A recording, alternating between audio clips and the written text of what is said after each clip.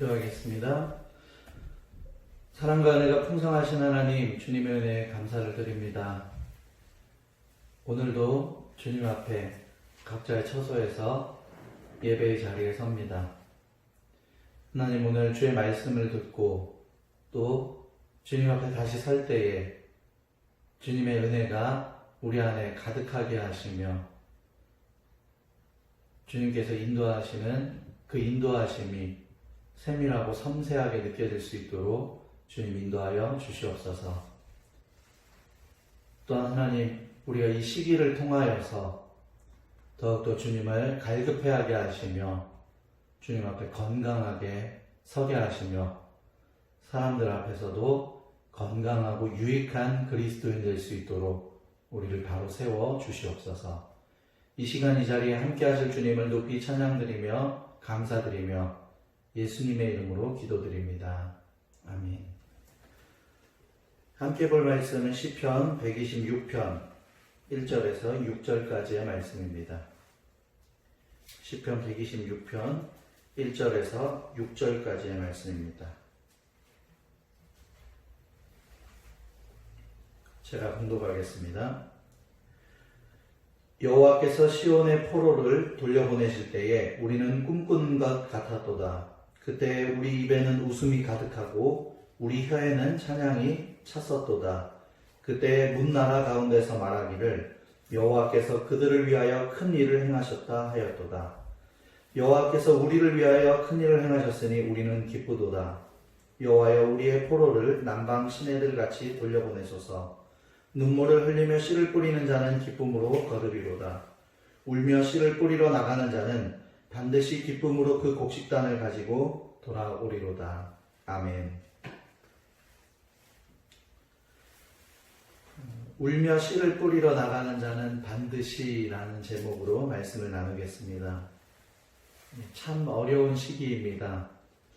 코로나19도 코로나19지만 그로 인해서 누군가의 잘못이 한번 드러나면 몰려들어 집중적으로 사람들이 비판하고 또 세계의 많은 나라들은 다른 나라에게 책임이나 원인을 떠넘기려고 하고 부정적인 소식의 연속이니 그로 인해서 어려운 시기인 것입니다.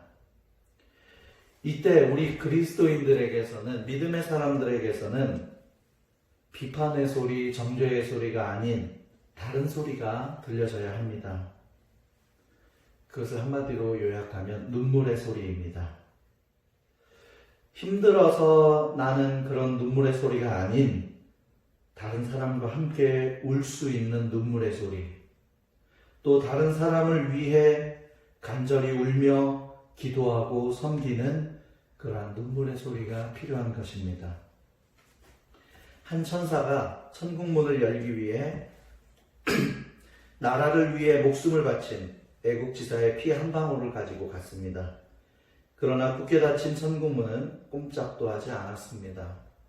그는 다시 급히 세상으로 와서 슬픔 가운데 죽어간 한 여인의 한숨을 거두어 가지고 왔습니다. 그러나 결과는 마찬가지였습니다. 마지막으로 자신의 죄를 회개하면서 흘린 노인의 눈물 한 방울을 담아 가지고 갔습니다. 그러자 천국문이 열렸습니다. 믿음의 눈물이죠. 눈물은 화학적으로 분석해보면 약한 소금물에 지나지 않는다고 합니다. 그러나 진실이 담긴 눈물은 굳게 닫힌 문도, 돌같이 굳어진 사람의 마음도 녹일 수 있는 힘을 가지고 있는 것입니다. 우리는 슬픔보다는 기쁨을, 울음보다는 웃음을 좋아합니다. 그것이 당연합니다. 그러나 때로는 신앙생활 가운데에 눈물을 흘려야 할 경우를 만나게 됩니다. 특히 믿음 없는 자들의 비난과 비판으로 인해 우리의 마음은 상하게 됩니다. 그러나 고민하지 않고 하나님을 향해 기도하면서 맡기고 어린아이처럼 울 수 있는 사람은 복이 있는 사람입니다. 왜냐하면 하나님께서는 위로의 손수건을 대시고 우리의 눈물을 닦고 평강의 품에 안아주시기 때문입니다. 하나님을 향한 탄식의 눈물은 무엇과도 바꿀 수 없는 보배입니다. 오늘 시편 126편에 기록은 어떠한 내용입니까? 포로 생활 가운데에서 구원해 주신 하나님께 대한 감사와 이스라엘의 완전한 회복을 간구하는 감사의 시라고 말할 수 있습니다. 하나님께 감사의 시를 통하여 고백하면서 우리가 오늘 본문 말씀에서 눈여겨보아야 하는 구절이 있는데 어떠한 것입니까? 5절과 6절에 5절에 눈물을 흘리며와 6절에 울며라는 단어입니다.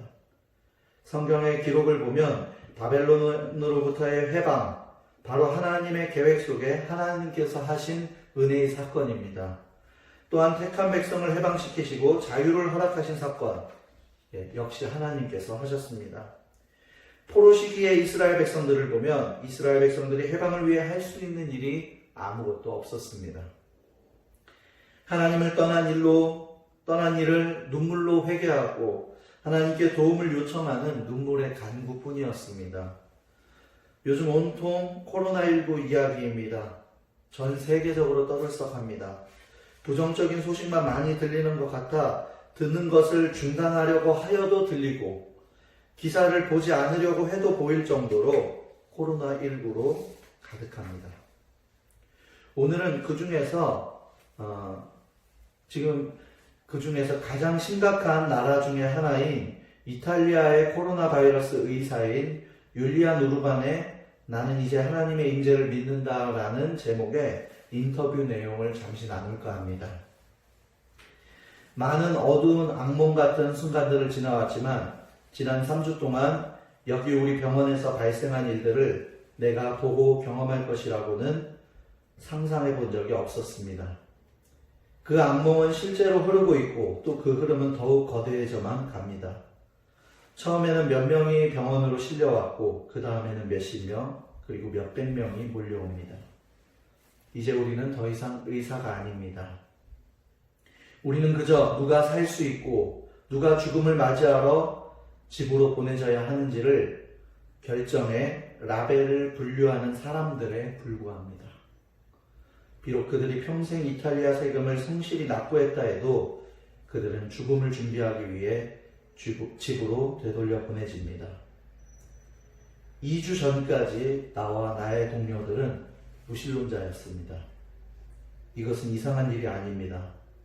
우리는 하나님의 임재 같은 것에 의지하지 않고 사람을 치료하는 논리적인 학문을 배웠습니다.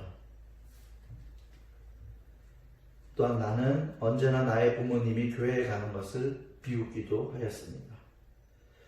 9일 전 75세의 한 목사님이 바이러스 확진자로 우리에게 도착했습니다. 그는 점잖은 분이지만 호흡하기에 심각한 문제를 가지고 있었으며 병원까지 성경을 지니고 왔습니다. 그는 주위에 죽어가는 이들의 손을 붙잡아 줄 뿐만 아니라 그들에게 성경을 읽어주곤 했습니다. 그리고 그것은 우리에게 깊은 인상을 주었습니다. 우리가 처음 그의 전하는 말을 들을 약간의 시간을 가졌을 때도 우리는 모두 그저 피곤함에 눌리고 낙담한 의사들이었고 정신적으로나 육체적으로 끝난 상태였습니다. 지금 우리는 고백할 수 있습니다. 한낱 인간인 우리는 매일 수많은 사람이 죽어나가는 이 상황에 더 이상 무엇을 할 수도 없는 한계에 이르렀습니다. 우리는 지쳤고 우리의 동료 2명은 사망했으며 다른 동료들은 바이러스에 확진되었습니다. 그런데 인간이 할 수 있는 일이 끝나는 거기에서 우리는 하나님의 필요함을 깨달았습니다. 치열한 무신론자였다고 말하고 있는 율리안 우르반은 자기 자신이 아무것도 할 수 없음을 보고 그러나 환자로 왔음에도 불구하고 많은 이들을 위해서 기도하고 평안한 모습으로 끝내는 돌아가셨지만 그 75세의 목사님을 보면서 그들은 사람은 할 수 없지만 평안을 주시는 하나님에 대해서 인정하기 시작했다라는 인터뷰를 한 내용입니다. 무신론자이지만 인간이 할 수 없는 한계 속에서 하나님을 찾는 사람도 있다라는 거죠. 또 하나님을 재발견하고 다시 생각하는 사람도 있습니다. 물론 하나님을 믿는 사람들을 비판하는 사람들도 있습니다. 그런데 깨어있는 사람들은 다른 사람들에게로 화살을 돌리는 것이 아니라 지금 내가 할 수 있는 것이 무엇이 있을까를 돌아보기 시작할 때에 할 수 없는 것을 발견하고는 거기에서 하나님께로 눈을 돌리는 일들이 사실 곳곳에서는 이미 들려지는 이야기이기도 합니다. 오늘 126편 2절 말씀에 보면은 그때 우리 입에는 웃음이 가득하고 우리 혀에는 찬양이 찼었도다 라는 시편 저자의 고백이 있어요. 그때가 언제냐면요, 포로 시기로부터 해방되었을 때예요. 너무 좋아서 우리 입에는 웃음이 가득하고 우리 혀에는 찬양이 가득했대요. 1절에 보니까요, 시온의 포로를 돌려 보내실 때 우리는 꿈꾸는 것 같았대요. 너무 좋았더라는 거예요. 찬양이 우리 입속에, 우리 혀에는 찬양이 가득하고 우리 입에는 웃음이 가득하던 그때에 뒤에 보니까요, 문나라 가운데서 말하기를, 열방이 말하기를 여호와께서 그들을 위하여 큰 일을 행하셨다 하였도다. 근데 문나라와 열방은 여기에 기록에 의하면 어떤 나라냐면요, 하나님을 믿지 않는 나라, 하나님을 믿고 따르지 않는 나라들이에요. 그러한 많은 나라와 열방들이 뭐라고 말하냐 하면요, 여호와께서, 하나님께서 그들을 위하여, 그들이 누구예요? 이스라엘 백성을 위하여 큰 일을 행하셨도다 하였도다. 믿지 않는 사람들도 이스라엘의 포로 시기로부터의 해방을 보고 하나님이 하신 일이다, 하나님에 대해서 거론한 거예요. 하나님에 대해서 이야기한 거예요. 왜요? 이스라엘 백성들은요, 포로 시기로부터 자유를 얻을 수 있는, 해방을 얻을 수 있는 힘이 없었습니다. 그들에게는. 그런데 그것을 하나님께서 해주셨다는 거예요. 하나님을 알지 못하는 많은 이들이 여호와 하나님께서 이스라엘 백성들, 그들을 위하여 큰 일을 하셨다는 고백을 하고 또 인정한다는 사실입니다. 우리는 지금 눈에 보이지도 않는 작은 바이러스 하나에, 우리는 그 전염력에, 그리고 죽음 앞에 할 수 있는 일이 없다는 사실을 깨닫게 됩니다. 지금 우리에게 필요한 것은 하나님을 알지 못하고 믿지 않는 사람들과의 똑같은 태도가 아닙니다. 똑같은 비판의 소리와 똑같은 정죄의 소리는 더더욱 아닙니다. 진정성 있는, 진심이 담긴 간절한 눈물의 기도가 필요한 것입니다. 열왕기하 20장 5절 말씀에 너는 돌아가서 내 백성의 주권자 히스기야에게 이르기를 왕의 조상 다윗의 하나님 여호와의 말씀이 내가 내 기도를 들었고 내 눈물을 보았노라. 내가 너를 낫게 하리니 내가 3일 만에 여호와의 성전에 올라가겠고 히스기야가 죽게 되었을 때 하나님께 간절함으로 간구한 그 유명한 이야기, 간절한 눈물의 기도에 대한 기록입니다. 히스기야가 죽을 수밖에 없었을 때에 나를 살려달라고, 나의 생명을 연장시켜달라고 하나님 앞에 눈물을 뿌리면서 간절함으로 기도했습니다. 그때 하나님께서 하시는 말씀이 히스기야야, 내가 내 눈물을 보았고 내가 내 기도를 들었노라 라고 말씀하셨습니다. 자신을 위하여서도 이렇게 간절함으로 진실함으로 눈물을 뿌려가면서 기도하였을 때에 하나님께서 들으시고 응답하시고 히스기야의 생명을 연장시켜 주셨는데, 하물며 하나님께서 사랑하시는 하나님의 백성들, 우리의 이웃들을 위해서 우리가 눈물을 뿌려가며 간절함으로 기도한다면 하나님께서 우리의 마음을 위로해 주시고 우리 가운데 진정한 평안을 허락해 주실 줄로 믿습니다. 우리는 내 아픔, 내 소망, 내 행복, 축복에 관련하여서는 항상 간절히 기도했었습니다. 간절히 바랬습니다. 그러한 기도를 하면 안 된다는 것이 아닙니다. 또한 그러한 기도를 하지 말자는 것도 아닙니다.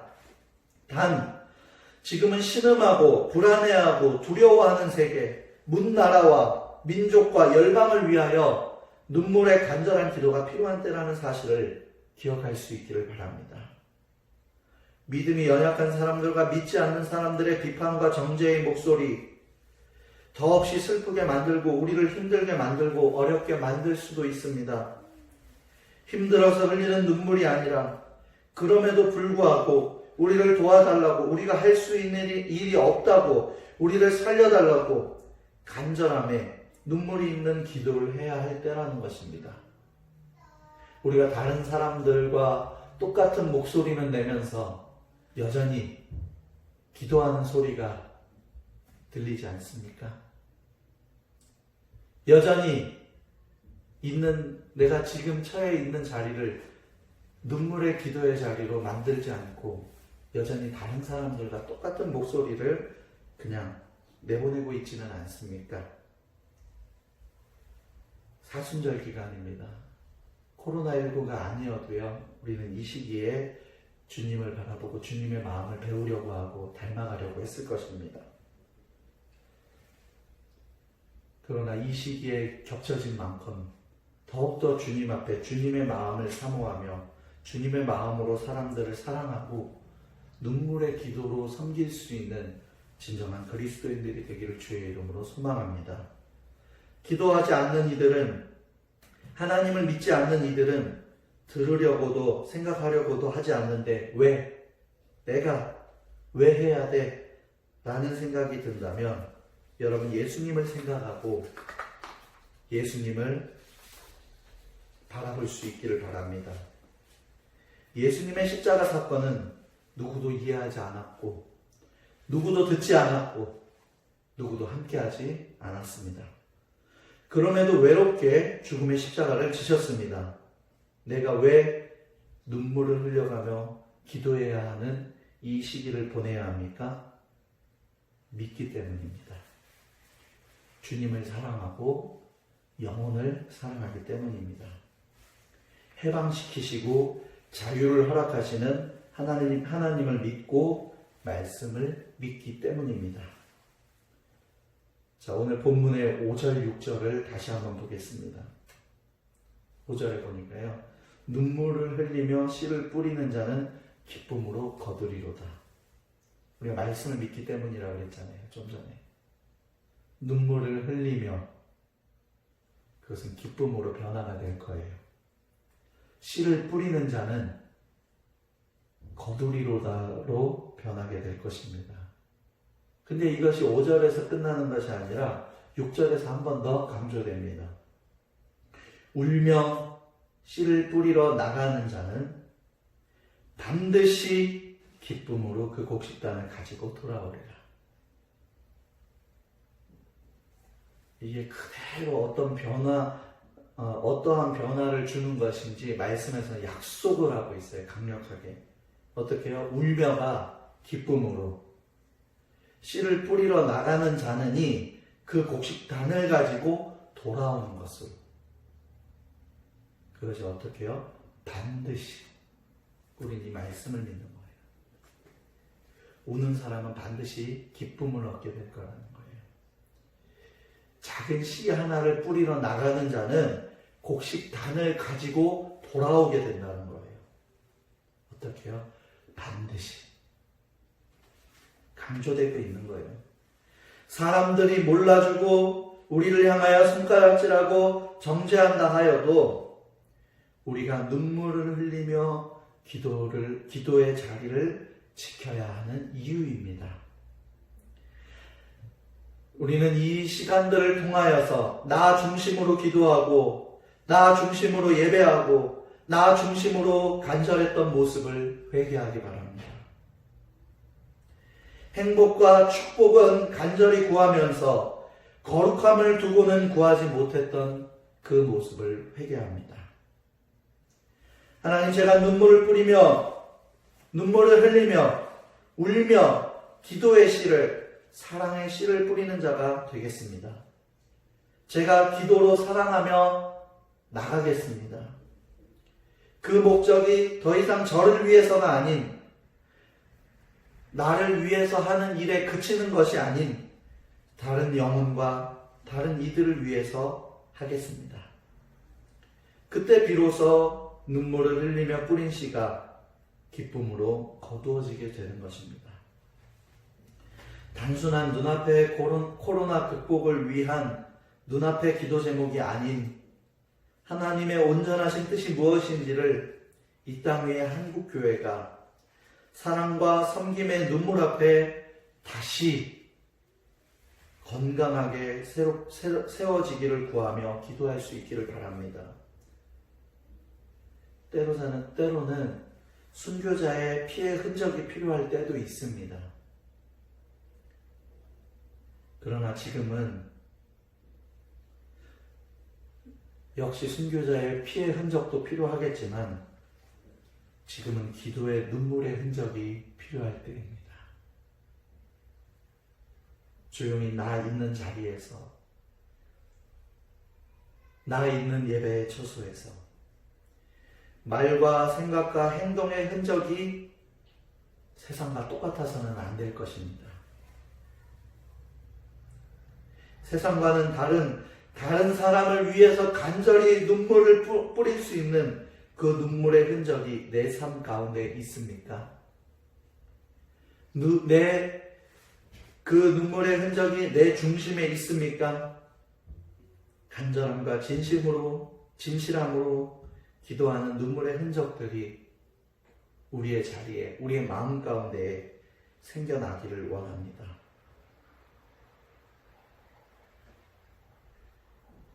이번 한 주에 예배를 준비하면서 묵상하면서 하나님께서 주신 한 가지의 마음이 있어요.